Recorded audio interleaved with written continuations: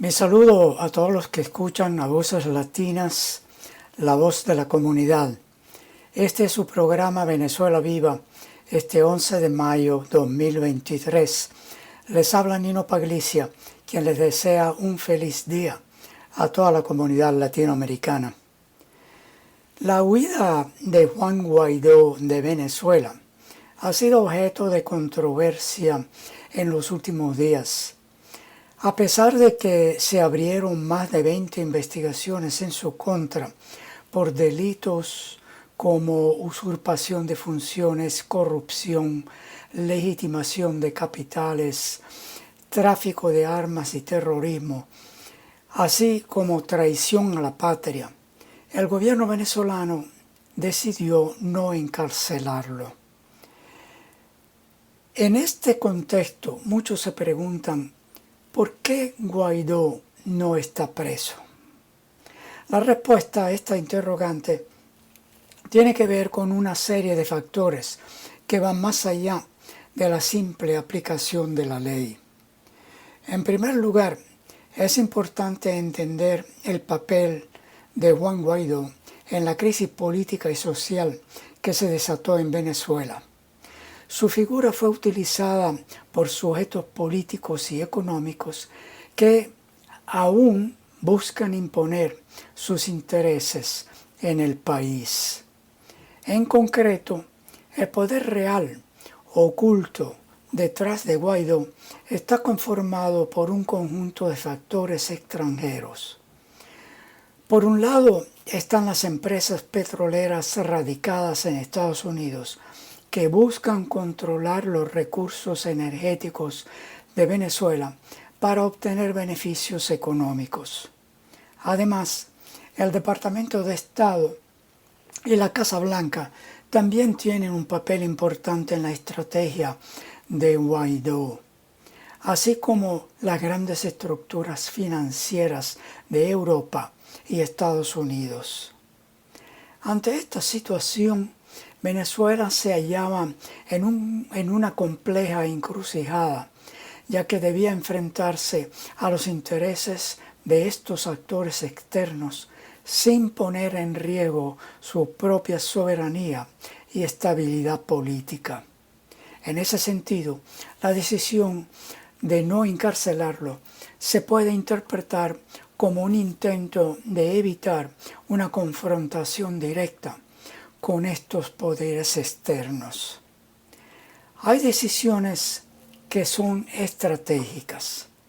Son las más difíciles de tomar porque a menudo van en contra de las reacciones emocionales, aun cuando estas últimas sean justas y legítimas. Pero lo que es justo hoy puede traer consecuencias graves mañana. Preguntarse por qué Guaidó no está preso es legítimo. Yo mismo hice esa pregunta en una entrevista al cónsul venezolano en Vancouver hace unos 2 años. Su respuesta fue críptica, pero clara dentro de su contexto. Parafraseando, él dijo que no hay que interferir con alguien que está haciendo lo que tú quieres que haga. El contexto ha sido que Guaidó ha estado en caída libre políticamente y ha seguido cayendo en los ojos de todo el mundo. De hecho, él salió de Venezuela hace poco de su propia voluntad, sin que nadie lo estuvo recibiendo en Miami. Ahora disfruta de su anonimato otra vez, por lo menos dentro de Venezuela. En fin, el cuadro debe ser analizado en una panorámica más amplia. Es cierto que su merecida encarcelación es tentadora porque habría sido consistente con los principios éticos del chavismo por un corto lapso. Pero a veces es necesario que salte a la vista lo que ocurre cuando una figura del antichavismo va perdiendo fuerza por sus propios errores. La experiencia con estos casos demuestra que cuando huyen del país y pretenden hacer política desde afuera, caen en la irrelevancia, en el ostracismo, pierden credibilidad y terminan siendo irrespetados por sus propios seguidores. Antonio Ledesma, Julio Borges y Leopoldo López son claros ejemplos de ello. Hay que señalar otro elemento de naturaleza geopolítica que le restan sentido estratégico al encarcelamiento de Guaidó. El gobierno venezolano está en estos momentos en una posición de ventaja frente a los detractores gracias a los altos precios del petróleo. Mientras que Estados Unidos está en una situación complicada con sus inventarios de combustible, a Venezuela le beneficia la necesidad de los norteamericanos de acceder a su petróleo para evitar que los precios de la gasolina se disparen aún más. El mismo presidente de Estados Unidos, Joe Biden, parece que se encuentra en su propia caída libre dentro de su país. El lugar de desventaja donde se ubica la administración de Joe Biden fue propiciado por sus propias acciones, específicamente debido a su campaña de guerra contra Rusia, la cual ha influido sobre los precios de los combustibles y los ha llevado a niveles históricos. Si esto se mantiene hasta las elecciones presidenciales en Estados Unidos, podría jugar en contra de la reelección de Biden, quien ya ha anunciado su candidatura. Esto lo ha conducido a querer negociar con Venezuela la imposición de las llamadas sanciones para poder tener acceso al petróleo y acrecentar el volumen de mercado de la costa del Golfo de México. En la realidad del momento actual es que el presidente Nicolás Maduro puede exigirle al gobierno estadounidense las condiciones para ir a un proceso de diálogo y negociación. Es el mundo petrolero, financiero y energético de Estados Unidos el que está necesitando de Venezuela, pidiendo su participación y no al revés. No hay que dejar de subrayar lo efímero que fue el momento cumbre del proyecto Guaidó, quien perdió credibilidad en el ámbito internacional y en el mismo seno de la oposición venezolana casi desde el principio.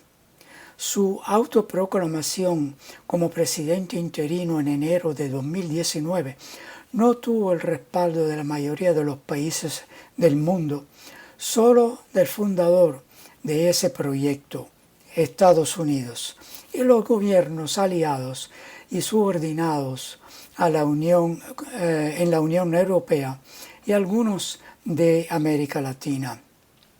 El lanzamiento del supuesto ingreso de ayuda humanitaria de febrero de 2019 quedó desarmado en pocas horas, y el intento de llevar a cabo un golpe de Estado en abril tuvo prácticamente cero apoyo de la población y finalmente fracasó.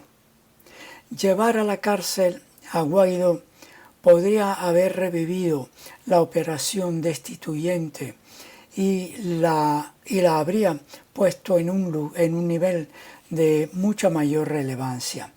En cambio, el gobierno venezolano siguió una ruta política con la que se consiguió destrabar una situación que ningún otro país ha enfrentado antes, y lo hizo con el menor costo posible. Por supuesto, el gobierno de Estados Unidos, como mal perdedor, siempre puede decidir cometer otro abuso de la única forma que le garantice su predominio. Eso es produciendo un enredo de leyes, licencias, edictos, órdenes ejecutivas, regulaciones domésticas que le permiten cometer abusos legales, entre comillas. En otras palabras, cuando quieren cometer un abuso, de la nada crean una ley que legaliza el abuso. Y voilà, el problema resuelto. El más reciente de estos abusos fue cometido el 1 de mayo por la directora de la Oficina de Control de Activos Extranjeros, quien firmó por arte de magia imperial la licencia general número 42, que establece la autorización para liquidar, léase robar, los activos de la filial de petróleos de Venezuela, es decir, de Citgo Petroleum Corporation. Esta licencia se relaciona con las supuestas negociaciones para indemnizar a los acreedores internacionales que han demandado a la filial por supuestas indemnizaciones. Vamos a ver las piezas del rompecabezas del despojo de Citgo por parte de Estados Unidos, que usó el proyecto Guaidó como pantomima. Primera pieza, el marco legal estadounidense. Luego del triunfo en las elecciones de 2018 por parte del presidente Nicolás Maduro Moros, la administración de Donald Trump impuso la orden ejecutiva 13.835, que prohíbe la venta, transferencia o uso como garantía de cualquier entidad en territorio estadounidense. Y es Citgo una de las principales razones de esta decisión. Además, esta sanción unilateral fue un golpe escalado y directo a PDVSA con los fines de impedir cualquier operación financiera. En 2019, al necesitar una figura institucional para servir al asalto de Citgo, Trump reconoció a Guaidó tras la autoproclamación como presidente interino y se imponía el bloqueo general a los activos del Estado venezolano en el extranjero, antesala a la confiscación de Citgo. Segunda pieza, administración de licencias a Citgo. En 2019, The New York Times publicó una nota sobre el caso Citgo en la que añadió la salvedad hecha por el ex secretario del Tesoro Steven Mnuchin, y cito: Citgo podrá continuar operando y cualquier dinero será enviado a una cuenta designada. Cierro cita. Esto podría llevarse a cabo por medio de la licencia 7B. Hay que destacar que esa licencia ha sido renovada repetidamente hasta la fecha, lo que ha impedido que cada dólar producido por Citgo llegue a las arcas venezolanas. Es decir, si Citgo fuera una persona, esa persona ha sido esclavizada para producir riqueza para otra persona. En 2021, la OFAC emite una licencia para autorizar las transacciones y o actividades de los activos venezolanos bloqueados en 2019 solo a la entidad que involucren el proyecto Guaidó, bajo la fachada institucional de la Asamblea Nacional de 2015. Esto permitió que un grupúsculo de esa facción política extremista pudiera controlar Citgo. Ya sabemos quién está a la cabeza: el autonombrado presidente pro-yanqui Guaidó. En enero de 2023, la OFAC de Estados Unidos extendió hasta el pasado 20 de abril la licencia que impide que los tenedores del bono PDVSA 2020 actúen en contra de la filial estadounidense de la estatal venezolana. El pasado abril, la OFAC prorrogó hasta julio de 2023 la licencia que prohíbe a los tenedores del bono de PDVSA a hacer uso de la garantía que les daría tener la mayoría de las acciones de Citco. Se dan cuenta que estas licencias son simplemente artimañas para aparentar operaciones legales, o mejor dicho, robos legales. Tercera pieza, la Corte de Delaware y otras. La preparación del entramado legal forzado por Estados Unidos para arrebatar Citco a Venezuela empezó en 2018 con una demanda de la corporación Crystalex en la Corte de Delaware a cargo del juez Leonard Stark, con el fin de cobrar un litigio con los activos de la filial venezolana. Cabe destacar que el gran lobista de este suspenso saqueador es el abogado José Ignacio Hernández, pseudo procurador del proyecto Guaidó, quien fungió como abogado de Crystalex. Para los radioescuchas canadienses, hay que recordar que Crystalex es una corporación canadiense que tenía minas de explotación y exploración de oro en Venezuela. En 2008, la corporación no recibió los permisos de protección ambiental que le impidió operar las minas. Crystalex decide demandar al gobierno de Venezuela en el centro internacional basado en Estados Unidos. En agosto de 2018, un juez federal de Estados Unidos ordenó al gobierno de Venezuela que pagara de inmediato bonos por valor de $1.200 millones a Crystalex, ni más ni menos. En 2020, el juez Stark determinó que Crystalex puede cobrar bajo remate su viejo reclamo con la venta de Citco. Para 2021, este esquema sirvió para que miembros del proyecto Guaidó llegaran a un acuerdo con ConocoPhillips y así pagarle a la petrolera $1.287 millones con dinero del Estado venezolano. ConocoPhillips también es demandante de Citco.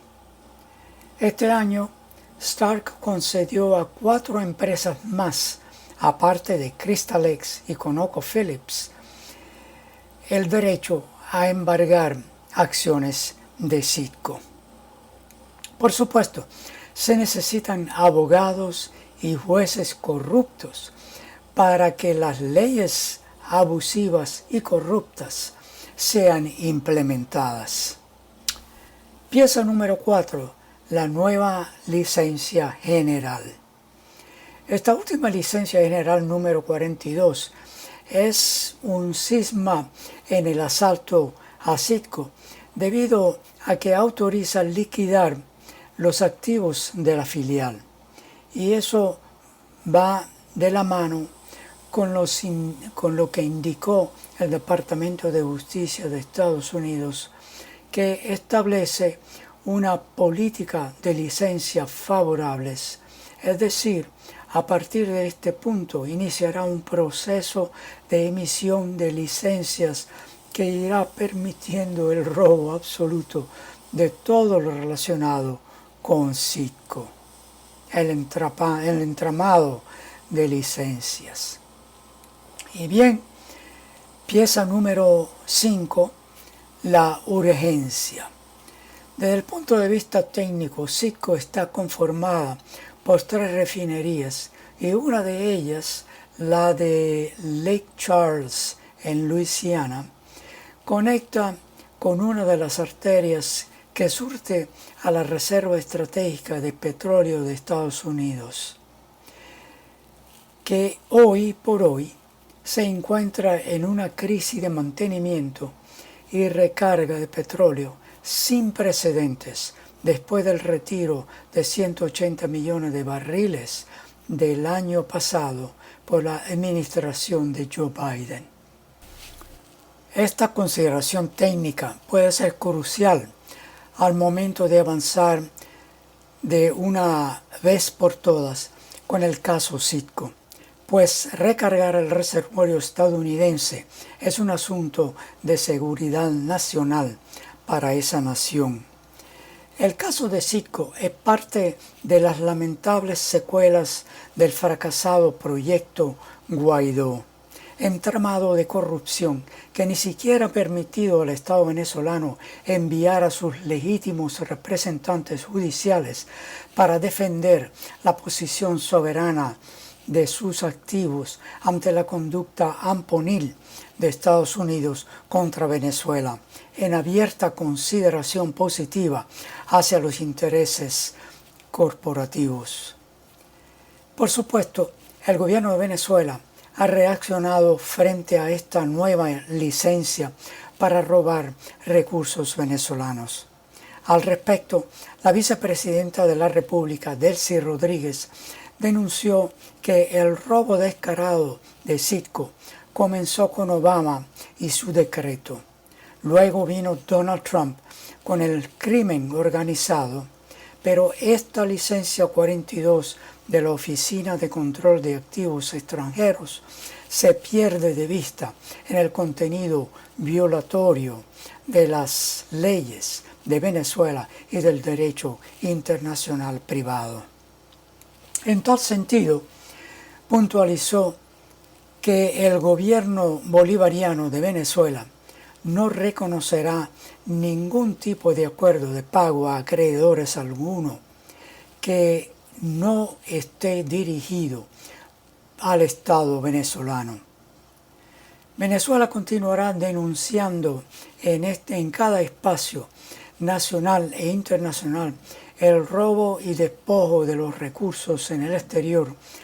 En tal sentido, el 2 de mayo, en la reunión del Consejo Económico y Social de las Naciones Unidas, el gobierno bolivariano alzó su voz para denunciar las sanciones y el robo de Citgo. La delegación venezolana indicó que las medidas coercitivas unilaterales y la pretensión de confiscar activos nacionales como la empresa Citgo constituyen la máxima expresión de la corrupción y representan acciones criminales y un doble rasero en el combate contra este flagelo. Todo por hoy. Muchas gracias por escuchar y hasta la próxima.